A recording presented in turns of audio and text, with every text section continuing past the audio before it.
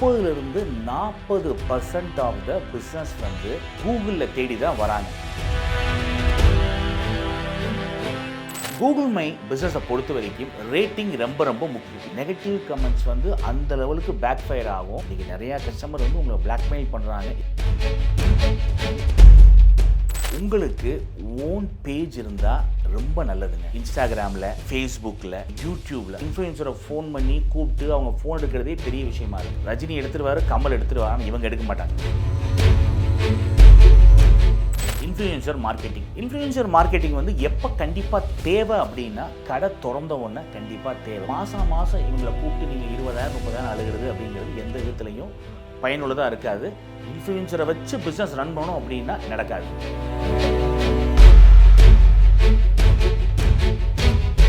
டாமினோஸில் வந்து பீஸா வந்து 49 ரூபாய்க்கு ஏன் விற்கிறாங்க? என்ன தேவை? டாமினோஸ்க்கு அவசியமா?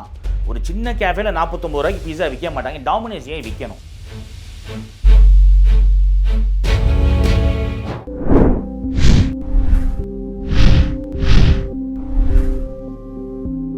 நீங்க பண்ற ஃபுட் பிசினஸ்ல நிறைய செலவு ஆகுதா? இன்ஃபினிட்டி ஃபுட் அகாடமில உணவு தொழிலை கத்துக்கிட்டு யாருக்கு வேண்டுமானாலும் ட்ரெயின் பண்ணலாம். சம்பளத்தை லட்சக்கணக்கில் மிச்சப்படுத்தலாம். ரிஃப்ளெக்ட் நேயர்களுக்கு வணக்கம். இன்ஃபினிட்டி ஃபுட் பிஸ்னஸ் அகாடமியிலேருந்து நான் உங்கள் சிதம்பரம்.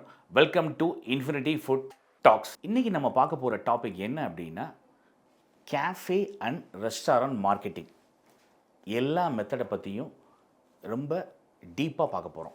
நம்பர் 1 வந்து கூகுள் மை பிஸ்னஸ். நீங்கள் பார்த்தீங்கன்னா 30லிருந்து 40% ஆஃப் த பிஸ்னஸ் வந்து கூகுளில் தேடி தான் வராங்க. ஸோ வந்து கூகுள் மை பிஸ்னஸுங்கிறது இந்த காலத்தோட விசிட்டிங் கார்டு அப்படின்னே சொல்லலாம். கூகுள் மை பிஸ்னஸை பொறுத்த வரைக்கும் ரேட்டிங் ரொம்ப ரொம்ப முக்கியம். இப்போ நான்லாங்க ஒரு இட்லி சாப்பிட போனால் கூட 4 ஸ்டாருக்கு மேலே 4 ஸ்டாருக்கு கீழே இருந்தால் போக மாட்டேன். அது என்ன ரீசனே தெரில. 3 3.9 கூட மைண்ட் வந்து ஏற்றுக்க மாட்டேங்குது. ஸோ வந்து நெகட்டிவ் கமெண்ட்ஸ் வந்து அந்த லெவலுக்கு பேக் ஃபயர் ஆகும். இன்றைக்கி நிறையா கஸ்டமர் வந்து உங்களை பிளாக்மெயில் பண்ணுறாங்க. இதில் ப்ளஸ்ஸும் இருக்குது, மைனஸும் இருக்குது. நல்லா சர்வீஸ் பண்ணுங்கள், நல்லா ஃபீட்பேக் எடுங்க. கண்டிப்பாக கூகுள் மே பிஸ்னஸ் வந்து உங்கள் பிஸ்னஸை பூஸ்ட் பண்ணுறதுக்கு பெரிய லெவலில் ஹெல்ப் பண்ணும். இப்போ ரீசெண்டாக நம்ம நேச்சுரல் சலூன்ஸ் குமரவேல் சார் கூட இன்டர்வியூவில் சொல்லியிருப்பார், அவர் பிஸ்னஸுக்கு பெரிய லெவலில் ஹெல்ப் பண்ணதே கூகுள் மே பிஸ்னஸ் தான் அப்படின்னு. 2வது பாயிண்ட் வந்து, உங்களுக்கு ஓன் பேஜ் இருந்தால் ரொம்ப நல்லதுங்க. இன்ஸ்டாகிராமில், ஃபேஸ்புக்கில், யூடியூப்பில் தயவு செஞ்சு வியூவை பற்றி கவலைப்படாதீங்க.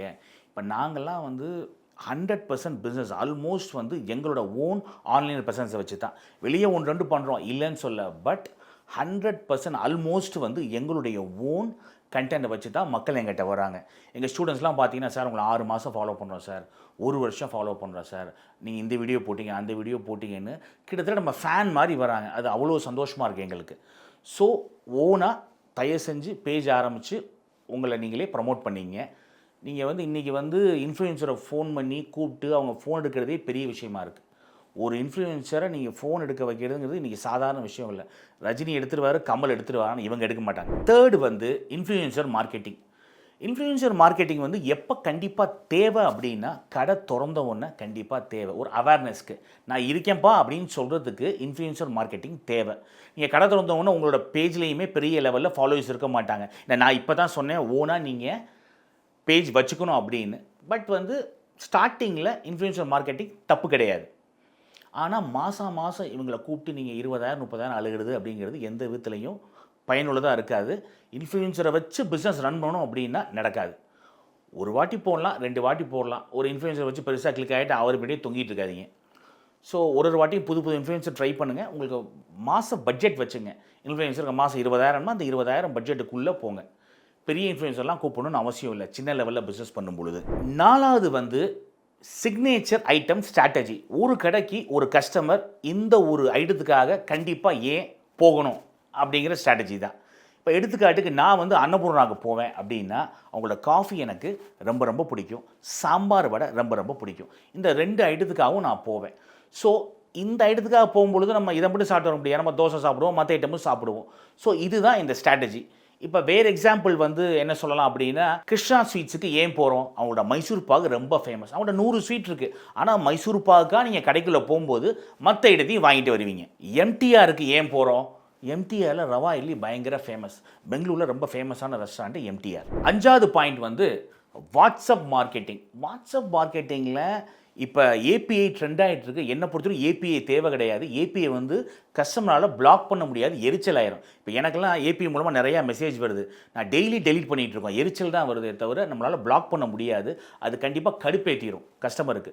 ஸோ என்னோட சஜஷன் என்ன அப்படின்னா, ப்ராட்காஸ்ட் லிஸ்ட் யூஸ் பண்ணுங்கள். அட் அ டைம் வந்து மோர் தென் 250 பீப்புளுக்கு மெசேஜ் அனுப்பலாம். ஒரு ப்ரமோஷன் மெசேஜாக இருக்கட்டும், ஒரு நியூ இயர் ஆஃபராக இருக்கட்டும், அந்த மாதிரி என்ன வேணாலும் நீங்கள் வந்து ஒரு மெசேஜை 29 பேருக்கு போயிடும். அப்போ ஒரு 4 ப்ராட்காஸ்ட் லிஸ்ட் வச்சுருந்தீங்கன்னு வச்சுங்களேன், கஸ்டமரோட டேட்டா கலெக்ட் பண்ணி வச்சுக்கணும். அந்த நம்பர்லாம் உங்களோட ப்ராட்காஸ்ட் லிஸ்ட்டில் போட்டு வச்சுக்கணும்.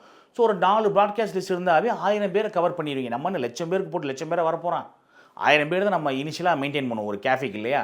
இதுவே போதுமானது. எத்தனை ப்ராட்காஸ்ட் லிஸ்ட் வேணாலும் நீங்கள் க்ரியேட் பண்ணிக்கலாம் உங்கள் தேவையை பொறுத்து. அடுத்தது 6வது யூசர் ஜென்ரேட்டட் கண்டென்ட். கஸ்டமர் என்ன சொல்லலாம்? சார் நீங்கள் ஒரு வீடியோ எடுத்து போடுங்க, உங்கள் இன்ஸ்டாகிராமில் போஸ்ட் பண்ணிவிட்டு எங்களை டேக் பண்ணுங்கள், எங்களை கொலாப் பண்ணுங்கள், உங்களுக்கு 5% டிஸ்கவுண்ட் தரேன், இல்லாட்டி சார் ஒரு ப்ரௌனி வந்து ஃப்ரீ, அந்த மாதிரி சொன்னீங்கன்னா கஸ்டமர் மோட்டிவேட் ஆகி பண்ணுறதுக்கான சான்சஸ் வந்து நிறையா இருக்குது. 7th வந்து காம்போ ஆஃபர்ஸ். நம்ம கேஎஃப்சியாக இருக்கட்டும், மெக்டோனல்ஸாக இருக்கட்டும், டாமினிஸாக இருக்கட்டும், நிறைய காம்போஸ் பார்ப்பீங்கல்ல. மக்கள் அதிகம் வந்து காம்போஸ் தான் விரும்பி சாப்பிட்றாங்க.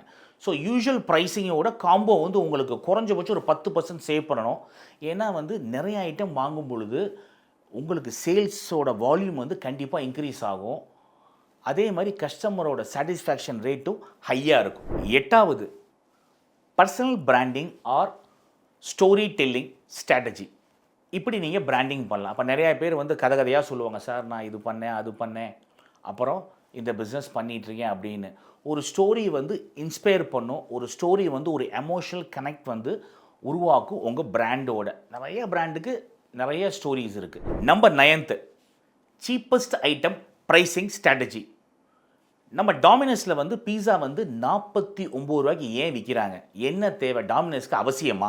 ஒரு சின்ன கேஃபேல 49 ரூபாய்க்கு பீஸா விற்க மாட்டாங்க. டாமினஸ் ஏன் விற்கணும்? டாமினஸோட ஆப்ரேஷன் ஹெட்டோட ஒரு இன்டர்வியூ ரீசெண்டாக பார்த்துருந்தேன். அப்புறம் சொன்னது என்னென்னா, 49 ரூபாய்க்கு நான் பீஸா விற்கிறேன் சார், இதனால் பப்ளிக் வராங்க. 100 பேர் 49 ரூபா பீஸா சாப்பிட வந்தால் ஒரு 10 பேர் தான் 49 ரூபா பீஸா மட்டும் சாப்பிட்றாங்க. பாக்கி 90 பேர் வந்து ஒரு சாஃப்ட் ட்ரிங்க் வாங்குவாங்க, வேறு ஏதாவது வாங்குறாங்க. பில்லிங் வந்து 200 ரூபாய்க்கு கொண்டு போயிடுறாங்க.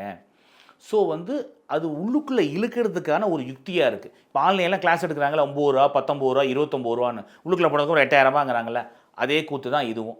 ஸோ இது ஒரு நல்ல ஸ்ட்ராட்டஜி.